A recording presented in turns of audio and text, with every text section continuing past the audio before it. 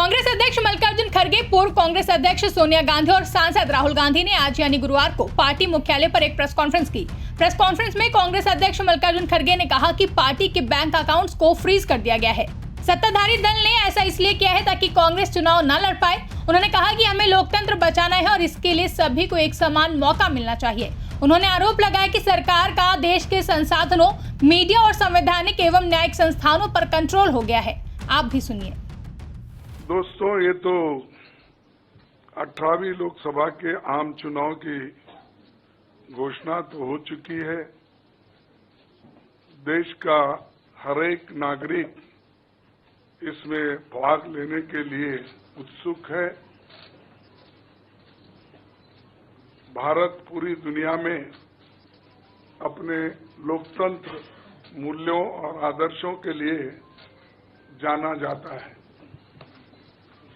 किसी भी लोकतंत्र के लिए निष्पक्ष चुनाव अनिवार्य होता है, एसेंशियल होता है। साथ ही ये भी अवश्य होता है कि सभी राजनीतिक दल के लिए लेवल प्लेइंग ग्राउंड यानी समान लेवल प्लेइंग फील्ड हो, सभी के पास समान रूप से संसाधन हो। ये नहीं कि जो सत्ता में है उनका रिसोर्सेस पर मोनोपोली हो। ये नहीं कि उनका मीडिया पर एक अधिकार हो।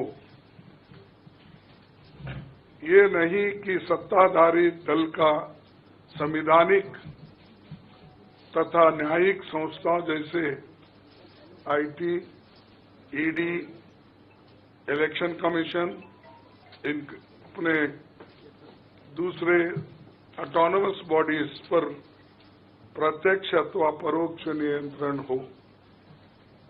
दुर्भाग्य से जो पिछले दिनों में सुप्रीम कोर्ट के हस्तक्षेप के बाद जो इलेक्टोरल बॉन्ड, चुनावी चंदा बॉन्ड के बारे में जो तथ्य निकलकर सामने आए वो बहुत ही चिंताजनक है, शर्मनाक भी है, क्योंकि इससे हमारे देश के छवि को ठेस पहुंची है। हमारे देश ने पिछले 70 सालों में निष्पक्ष चुनाव और स्वस्थ लोकतंत्र की छवि बनाई थी। उस पर प्रश्न चिन्ह आज उठ गया है।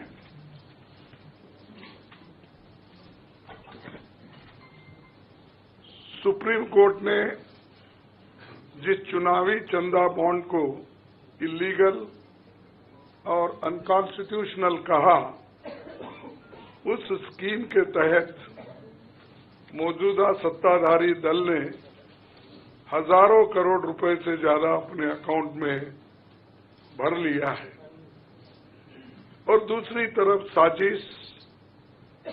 साजिशन मुख्य विपक्षी दल का बैंक अकाउंट फ्रीज कर दिया गया है ताकि हम पैसों के अभाव में बराबरी से चुनाव ना लड़े और ना लड़ पाए। ये सत्ताधारी दल द्वारा एक खतरनाक खेल है।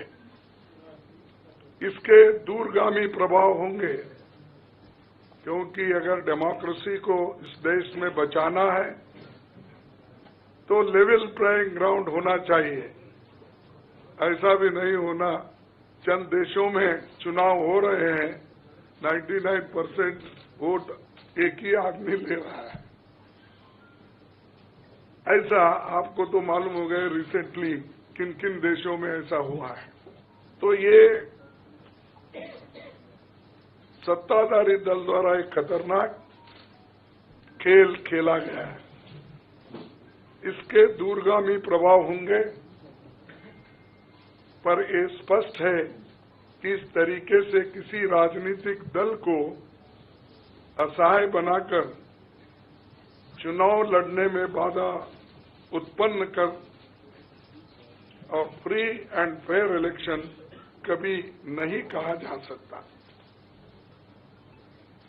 देश की जनता, एक आम नागरिक देख सकता है कि बीजेपी ने चुनावी चंदा बॉन्ड से 56% पैसे हासिल किए हैं, वहीं कांग्रेस को 11% ही मिले हैं।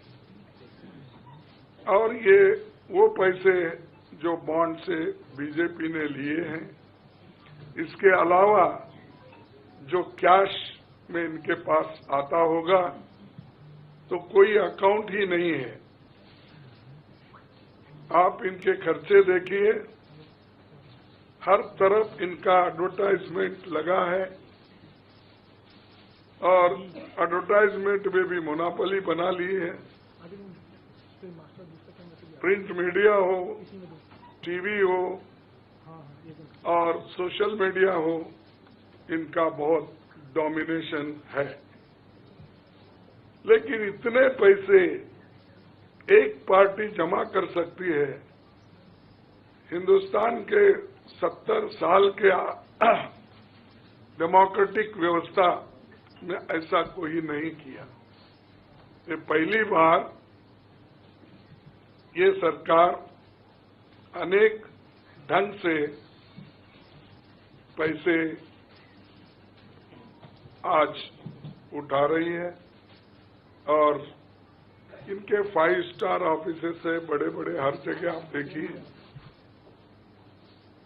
और 4-4, 5-5 फ्लाइट एक मीटिंग को जाते हैं और उनके पीछे और 2-4 जाते हैं। एक मीटिंग का इतना खर्च होता है तो शायद ही कोई पार्टी, अपोजिशन पार्टी उसका 10% भी नहीं कर सकती मुकाबला। मैं कहना नहीं चाहता कि बीजेपी ने किस तरीके से कंपनियों से पैसे लिए, क्योंकि सुप्रीम कोर्ट तथ्यों की जांच कर रही है। हमें उम्मीद है कि सच्चाई बहुत जल्द हम सब के सामने आएगी। और अंत में मैं देश के संवैधानिक संस्थाओं से अपील करता हूं कि अगर वो फ्री एंड फेयर इलेक्शन चाहते हैं तो हमारी पार्टी को बगैर किसी रोक टोक से बैंक अकाउंट्स का इस्तेमाल करने दे,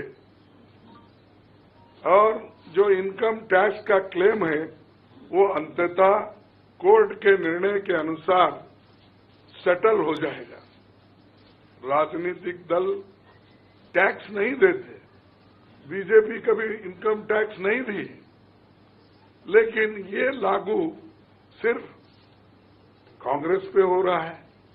कोई पॉलिटिकल पार्टी इनकम टैक्स के दायरे में नहीं आते, सच है ना? सेटल हो जाए। राजनीतिक दल नहीं आते, बीजेपी ने कभी नहीं दिया अकाउंट। इसके बाद भी अगर हमसे ये मांगा जा रहा है तो हम न्यायालय के अंतिम निर्णय का इंतजार कर रहे हैं, क्योंकि हम चाहते हैं कम से कम न्यायालय तो इस बात को देखे, कानून को देखे, रूल ऑफ लॉ और गवर्नेंस जो संविधान के तहत होता है उसके तरफ तो ध्यान दे दो। क्योंकि आज वो हुकूमत में है, कल दूसरी पार्टी आएगी, लेकिन हमको ये लेवल प्लेइंग ग्राउंड जो हमने पहले से बनाया था, नेहरू जी से लेकर हम 89 और बाकी के लोग भी, जब इवन वाजपेयी थे उस वक्त भी ऐसा नहीं था। लेकिन यहाँ ये 18वीं लोकसभा का चुनाव जो हो रहा है इसमें हम सब देख रहे हैं, ये कुचल रहे हैं, सप्रेस कर रहे हैं और हमको चुनाव लड़ने के स्थिति में वो नहीं छोड़ना चाहते और पैसे को तंग तबाह करके वो एक तरफा इलेक्शन कर लेना चाहते हैं।